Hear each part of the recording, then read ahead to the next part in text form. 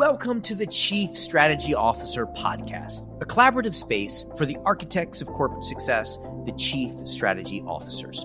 In today's interconnected world, no single leader has all the answers. Here, we foster a platform for knowledge exchange where executives who lead strategy can share their unique experiences and tackle complex challenges, navigating disruptive technologies, and driving impactful growth. The CSO role can be lonely and misunderstood, but what if there was a network dedicated to your success? Outthinker Network provides a supportive community of leading chief strategy officers offering time-saving solutions, trend insights, and invaluable peer connections. Visit outthinkernetwork.com to unlock the full potential of your role. In this episode, we are going to dig into purpose. For years, the question of what purpose an organization should hold has sat outside of the auspices of the strategy office. It was the remit of the CEO or the board, maybe corporate communications or HR, but it is increasingly becoming a central strategic lever, especially as the success of your organization depends on being able to activate ecosystem partners, employees, communities. And it is a lever that we need to better understand. How can companies define a purpose that isn't just a slogan, but a real driver of strategic decisions? How does purpose impact employee motivation, customer engagement, and long-term competitive advantage? And importantly, how can CSOs play a role in shaping and embedding purpose in a way that creates measurable business impact? Well, today, to explore these questions, we're joined by David Zapata, Corporate Head of Strategy at Grupo Bancolombia, and Claudio Ludovisi, former head of strategy at Disney ABC and assistant dean of marketing and strategy at Pepperdine Business School. Together, they share firsthand experiences and research-driven insights on how organizations can make purpose actionable, sustainable, and truly transformative. In this episode, we explore why purpose isn't just about branding. It should drive real business decisions. The biggest mistake companies make when defining their purpose. How to measure whether a purpose is actually working inside your organization.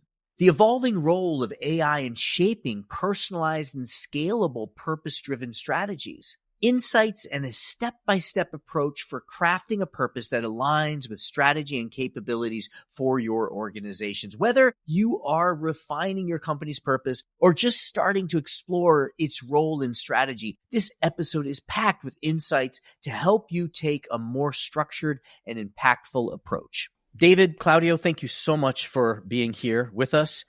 We have so much to cover. I'm excited to learn from you as we dig into this really important topic of purpose. David, if you mind just introducing yourself. Yes, of course. My name is David Zapata. I'm the corporate head of strategy for Grupo Bancolombia. We recently changed our name to CBEST, which is a financial holding. I didn't know that. Yeah, it was recent, a couple of months ago. So we operate in the financial industry, and we have operations in Colombia, which is our largest operations. We also have operations in Panama, El Salvador, Guatemala, and we have a brokerage firm in the United States. Yeah, I've been in Colombia, and Bancolombia is like on every corner, yeah. And that's just the retail part of it. So exactly, really appreciate the scale. Awesome, Claudio. Yes, hi David. And hi, Kaihan. That's great to be here. So my name is Claudio Ludovisi, and I've now started my own consulting firm after a couple of decades working in strategy and marketing. I was most recently at Pepperdine as assistant dean of the business school in marketing and strategy there. And before that, I was head of strategy at the ABC Network and for Disney. Great. Well, thank you both for being here. I know you're busy. We have a lot to cover. So let's dive in. We're talking now today about purpose. And I think, you guys being strategists, probably we need to start with what your definition is of purpose. What are we talking about? Let's start with Claudio, because I know that you think a lot about this and you've even done research kind of into this. So when you say organizational purpose, what do you mean? Thanks, Ken. So I've just recently earned my doctorate in organizational purpose and customer engagement. So obviously a big part of the literature that I had to work through was on organizational purpose. And, it's interesting. There's been a lot written in the popular press, probably the past 7 to 10 years. But it's a fairly nascent area in academia to talk about organizational purpose. But the classic true sort of definition of purpose is probably closest to Ben Ingen's, which is really the fundamental purpose of the actual business. And I think in my mind, it's what the founders or topmost leaders of the company really intend the business to be all about fundamentally as a business and who it serves. Great. It'll be interesting to see, can purpose change, or can you create purpose, or do you just articulate the purpose? And both of you are in organizations that have lived through many eras, and it'll be interesting to see how and if purpose evolves. David, when you think about purpose, what do you mean? When we started to think about purpose, what we researched and the best or easiest way that we were able to find how to explain what the purpose is to the organization is to determine the why. And the example that we usually used is when an employee, a common employee, when his son, his daughter, or any family member ask him, what do you do? We didn't want them to answer, well, we lend money or we enable transactions. So the why do you wake up every day and why do you go to work every day? And we try to articulate our purpose in a way that everyone could feel proud of what they do. Love it. So did you revisit your purpose when you changed your name recently? We're actually in the process of doing that because we changed our name because we consolidated a holding. So what we did was we separated both businesses. We have a holding, which will be the corporate entity, if you will. So we're trying to revisit what our corporate strategy purpose will be and the purpose for the holding. What we see right now is that our purpose was built in a way that it actually works for all the financial businesses that we have today. So our answer now is probably we're going to keep exactly the same purpose for the holding as well. Okay, got it. What I'm hearing a little bit what you've articulated, if I'm kind of like reading into it, is purpose engages employees, it engages customers, it kind of gets the key stakeholders or maybe everyone on board. When you articulate to someone the advantages of having an effective purpose, what are those advantages, particularly like business advantages? Purpose for us is the first declaration that we have on our strategy statement. Your purpose has to drive people to a higher why you're doing what you're doing, but it also has to enable strategy. It needs to drive decisions. If your purpose is not helping you drive decisions, then it's probably something very romantic and poetic that is up there. It's not necessarily helping people decide on an everyday basis. So what we try to do is implement a purpose that we were able to fulfill and that it actually encouraged people to wake up every day and go to work and give their best. Yeah, I love that. I mean, it seems so obvious after you saying it, but I hadn't really thought about that. A purpose can create that clarity. Strategies, very much choosing what not to do. Exactly. And when you have a clear purpose, it makes it easier for you to identify what's not aligned with the purpose. Mm-hmm. Fascinating. Claudio, what about you? What are some of like the specific competitive advantages or advantages that purpose can create? And I know that you've thought a lot about it. You've seen it in multiple organizations, and you also have done some very specific research on the linkage of purpose to customer engagement. So if you could kind of lay out for us, what are the advantages that purpose can provide? Absolutely. First, let me piggyback on something that David said. So the whole start with why was part of what I was referring to when I was saying there's been a lot written in the popular press. There's obviously a famous book from Simon Sinek called Start With Why. One of the things that he articulated very well was that people don't buy what you do, they buy why you do it. And there's actually, if you look at brain science, there's actually reasons around motivation that are very interesting to think about as to why it is or how it is that people are actually more motivated by a perception or purpose, perception of your why. So completely agree with David on that front.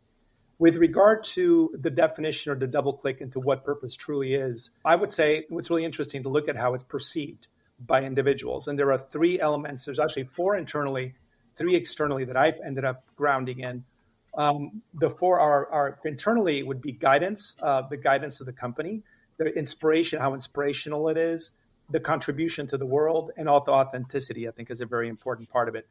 For my research, because I was looking at it from an outsider's point of view or a customer's point of view, I ended up focusing on how inspiring is the purpose, how big a contribution is that to the world, and how authentic is it perceived to be? Because we all know that authenticity is a very important part of this conversation.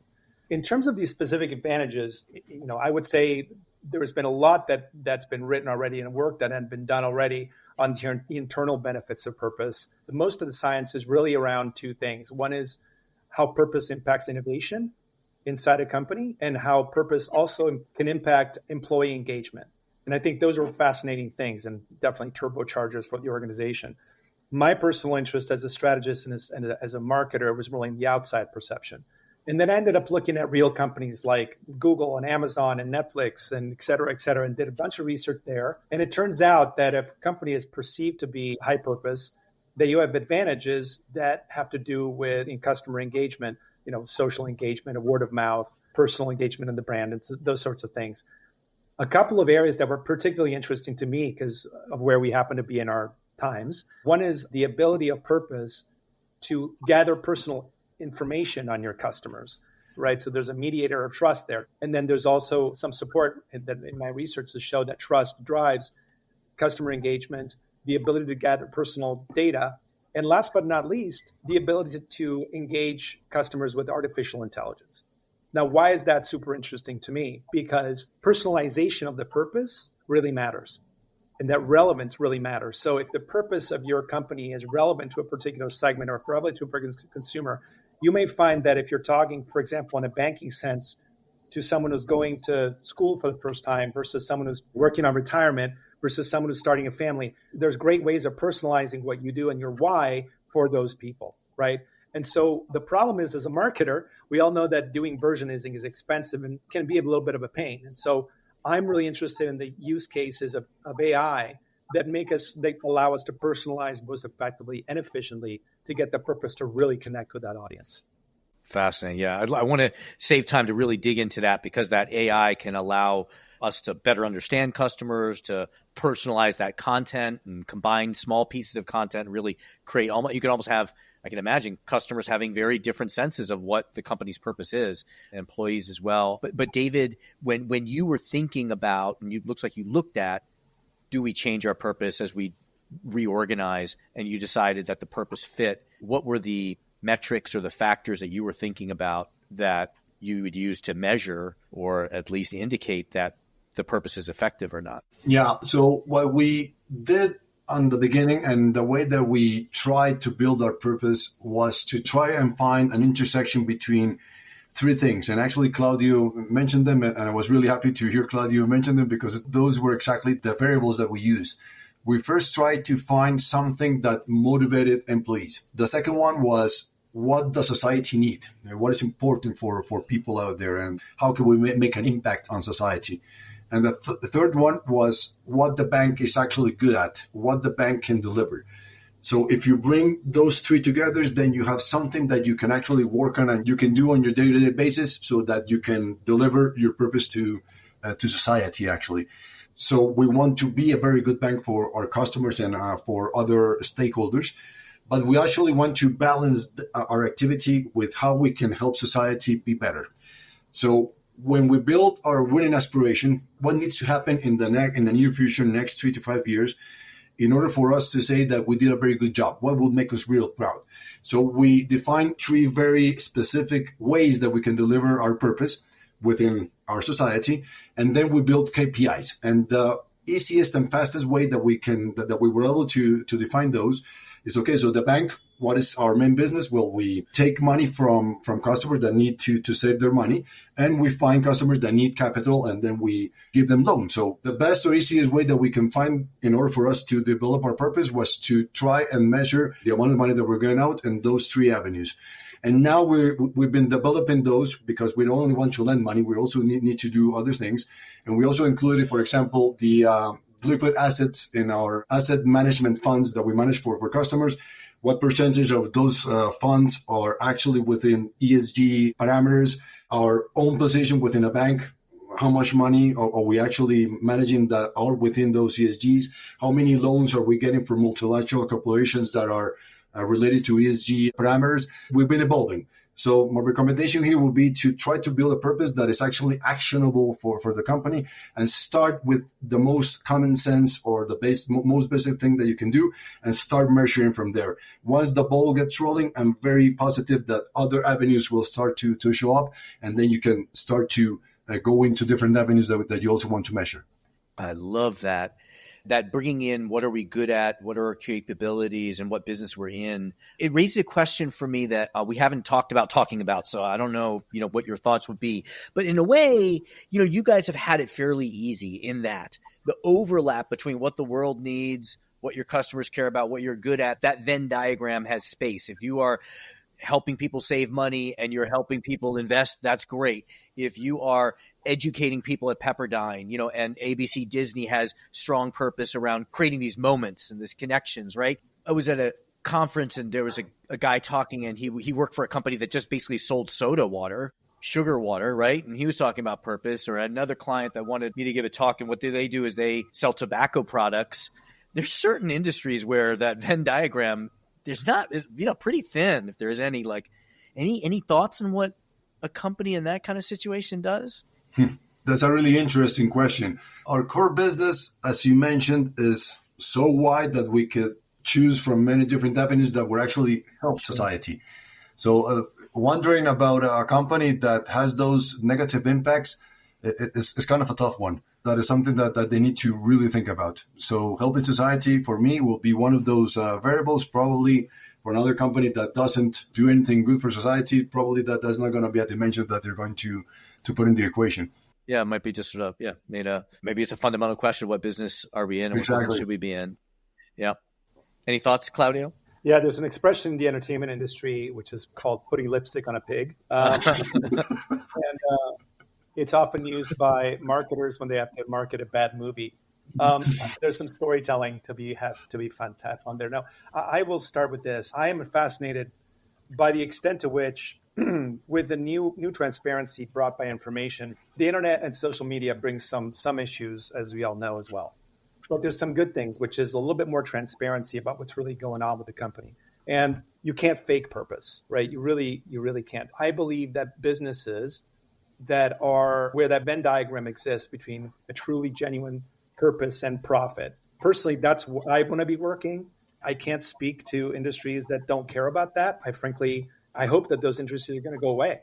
I also think that there are industries that are worse than this, and I don't want to get political or necessarily religious on this, but there are industries that sell addictive stuff that is not selling to the best part of human nature.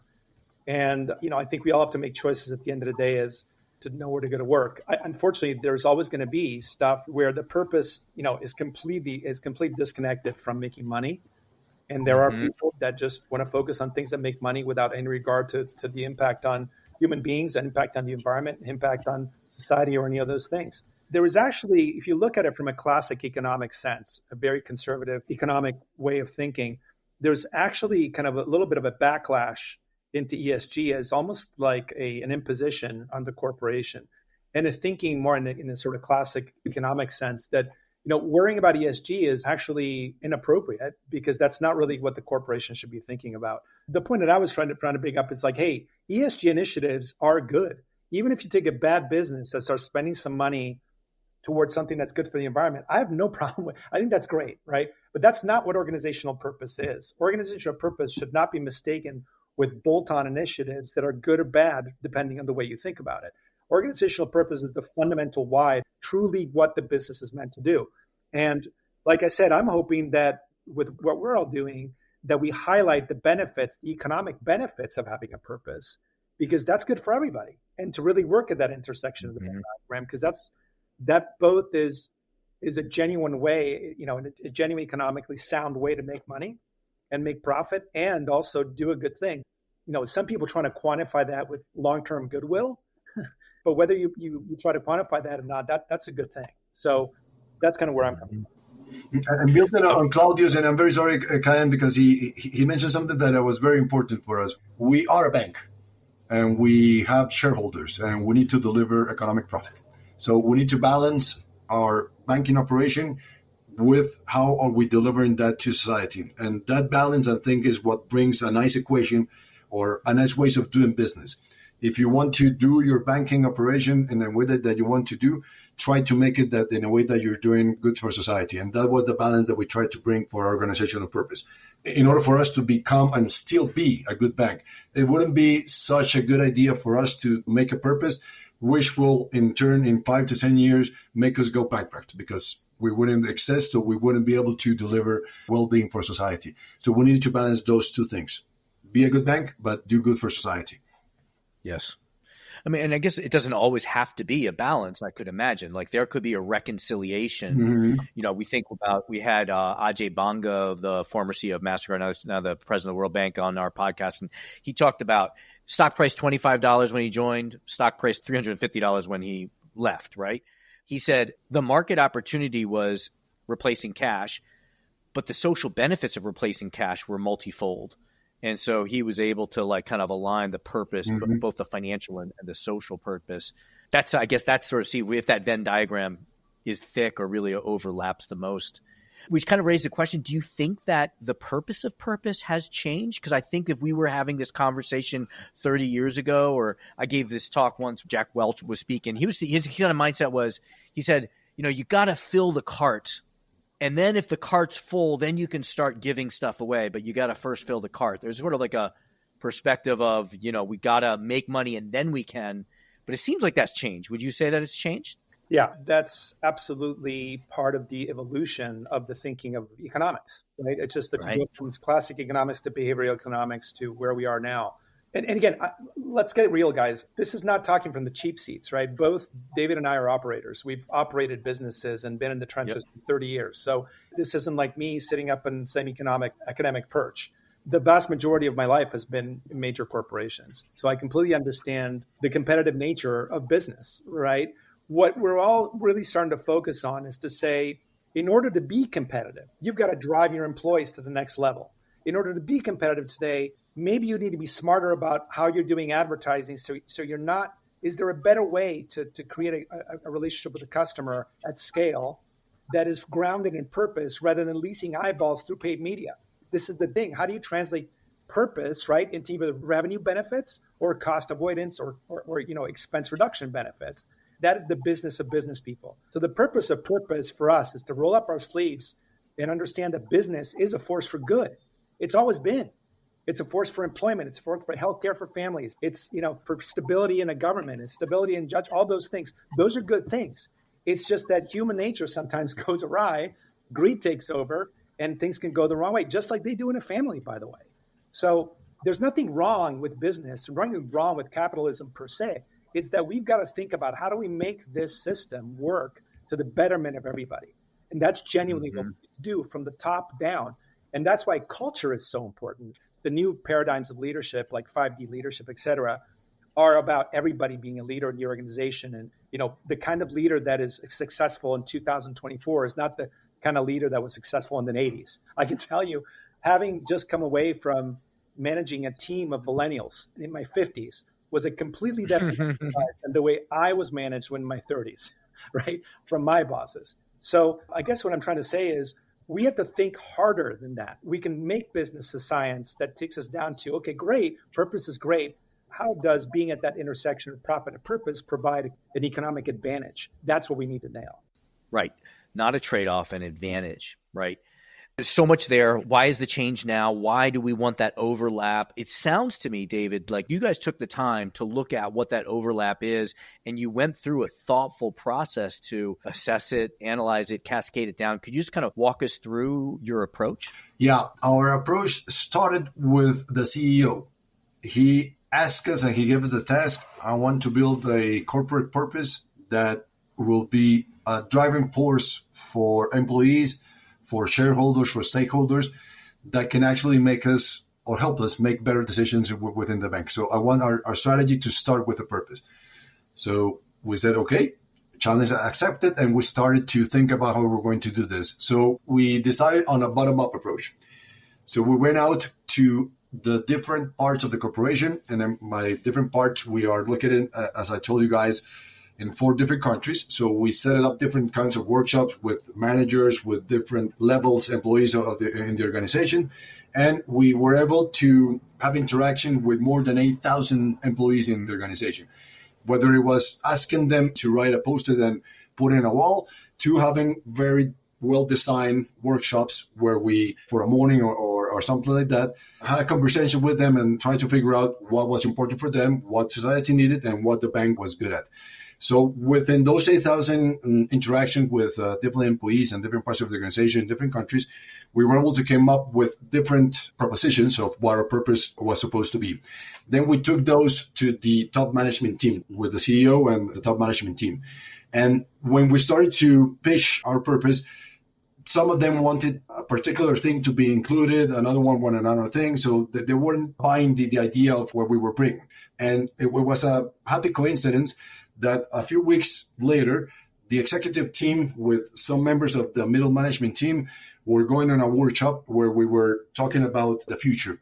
What were the main trends that were happening in the world in banking? And we wanted to get them be on board or aware of what was going on and out there in the world. And we took the opportunity to use the raw material that we gave them so they can start to build on what the company was thinking. And the top management team came up and the CEO was standing up in front of them, leading the discussion, and they came up with the company purpose. So we started off with a bottom-up approach, and then we finished it up with a top-down approach. So when we declared the purpose to our employees, they felt and they saw, which is, we didn't do this for show. We actually did it because we wanted the information. They saw that what they were contributing to and their ideas were considered within the final product. So when the CEO declared the purpose, it was very familiar for them. It was very easy for them to see how they could bring in the day-to-day work and build upon that purpose. So we did it bottom up, and then we finished it up with a top-down approach. It took us more than 6 months to do this, but it worked very well. That's amazing. No, I love that. The bottom up, the top down, everyone can see themselves in it. They feel like they contributed. You can't really have accountability if you don't have choice. So you're giving them choice, you're giving them feedback, and that creates a commitment. Just one clarification question. What is the linkage between the trends and the purpose? How did those two relate to each other? Fantastic question. Among many trends that we see that back then and actually right now that can affect our operations is social inequality. And our CEO, since day one, since he started as the role as CEO probably 8 years ago, he was very in line with what was happening with society, particularly in Latin America. As you guys know, Latin America is the second region in the world with more inequality. So he was very aware of what was going on.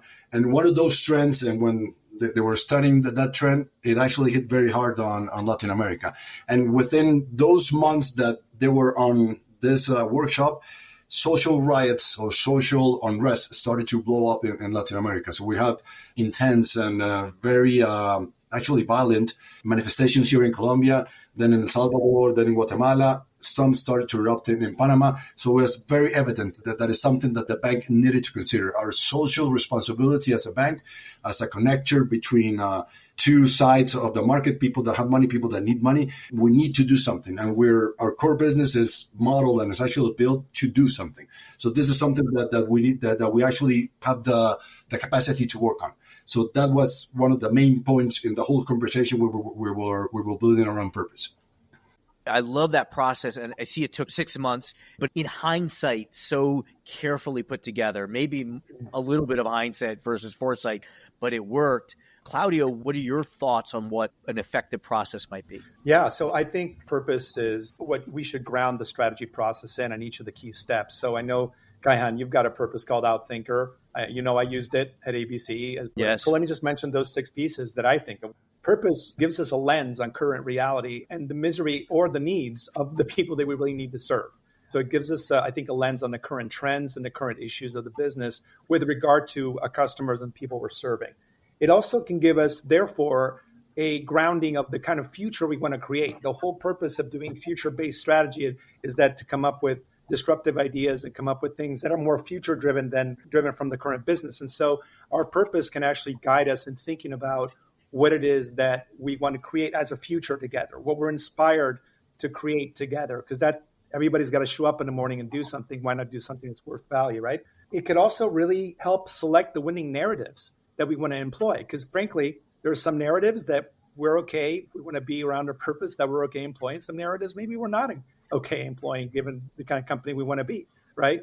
And not just be about the art of war and thinking about killing everybody else off, but maybe thinking about our values. And not to say that all narratives are bad. Some of them are just Right. we're very brilliant. Okay. The other one is also in the 2x2 matrix, so sort of thinking about, okay, you have all these ideas now, all of these great initiatives you can take on.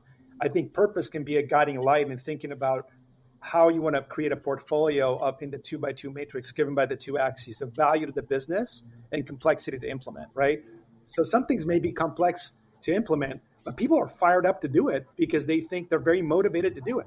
You're going to have a bunch of people that are going to be really fired up to solve that problem, even though it's hard, right?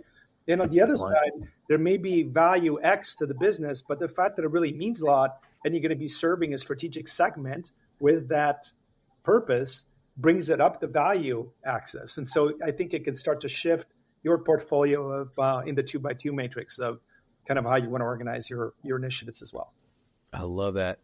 What I'm hearing and what you're saying too is like that 2x2, if one of the axes, or maybe there's a third dimension, is purpose, right? Constraints force creativity. So if we have to come up with 100 ideas so that we can find the few that are going to be both financially the best and by purpose the best, it forces us to kind of go for that breakthrough.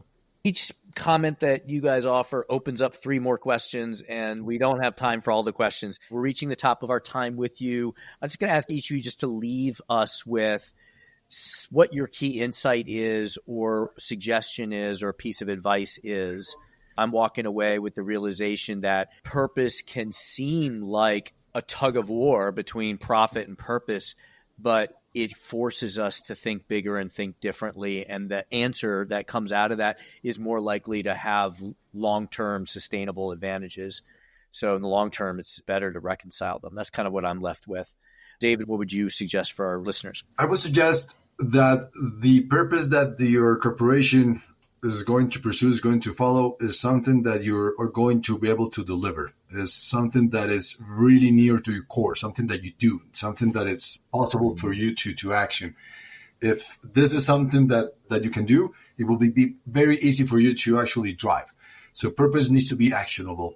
It shouldn't be poetry. It shouldn't be a nice slogan, a nice word. It should be something that can actually help you make decisions on an everyday basis and is going to drive your company in the long term.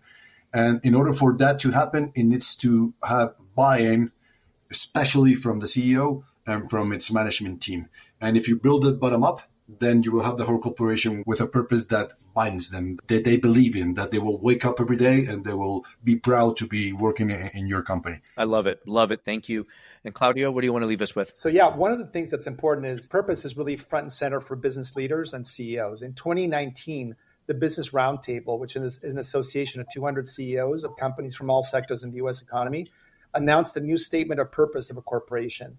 And that statement was signed by 181 of them, most famously the CEO of Unilever. And so when you're talking about big personalities talking about purpose, it doesn't surprise me that your CEO, David, was really keen on thinking about how to leverage purpose to drive value.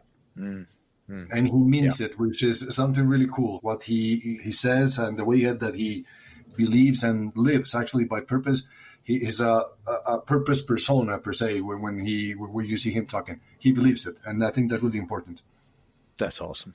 We live in a hyper-connected and technology-driven world now, and the rate of change, we're watching it accelerate tremendously.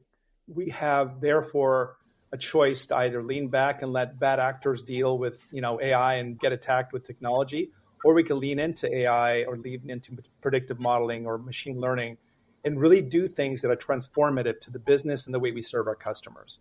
And what I mean by transformation is deliberate. Transformation comes from accessing areas that you didn't know that you didn't know. And what AI can do, it's coded differently from SaaS or software, is it can actually give you insights and ways of putting in data together in a way that gives you solutions to problems that you didn't even think of possibly doing. And we literally, anyone who's used ChatGPT sees how that can be transformative. For example, low-level work that we're doing, or even better to train it if you can train ChatGPT. Large language models and private language models are what I'm focusing on. One of the things I'm focusing on now to create that transformation and to take purpose to a whole new level by solving really important problems in a way that we would have thought about solving them in a predictive modeling sense. Yeah. As I said, there's each comment opens up more. That can be a whole podcast. How is purpose done in a world of really personalized, the ability to live personalized experiences for our employees and stakeholders. But we are at the top of our time with you. I know you guys have a lot of other things to do. David, Claudio, thank you so much for taking some time out to share with us your experience and advice. I really appreciate it. My pleasure. Great to be here. Thanks, Kayan. Thank you for listening to this episode of the Chief Strategy Officer Podcast. Thank you to our guests, David Zapata and Claudio Ludovisi. To join our community of strategy leaders, visit outthinkernetwork.com/apply. Until next time, let's keep the conversation going and rewrite the future of strategy together.